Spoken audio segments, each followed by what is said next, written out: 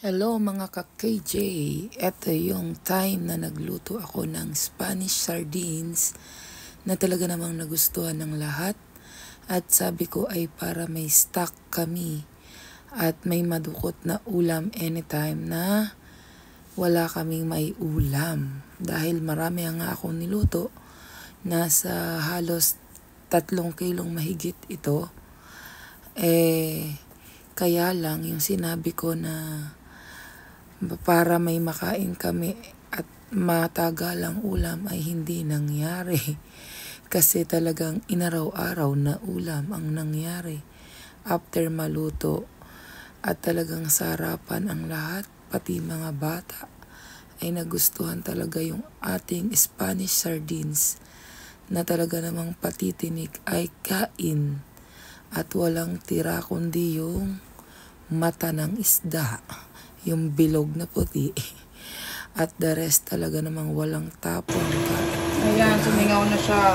Kaya itry niya rin magluto ng Spanish sardines na talaga namang mapapawaw ang lahat ng mga kasama sa bahay. Oh my sardines! Oras ko lang itong niluto. Talagang napaka-lambot na ng tinik niya. I will taste it. Wow, wow, wow! Oh my sardines!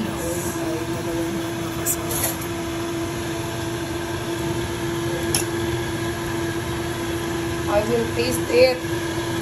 Oh! Wow!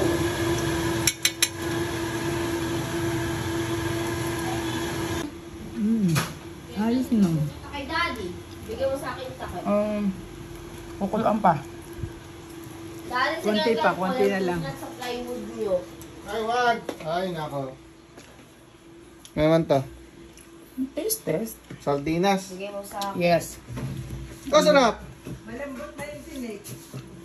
Kailangan pa ba yung tinik? Kainin mo pati tinik para malaman natin kung Sardinas na talaga. hilaw pa ba o kailangan pang pakuluan yung kaunting oras. Kasama to sa ano.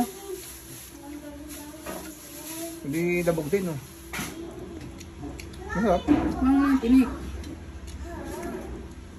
Sardinas ah. Pero white sardines yan. Sarap.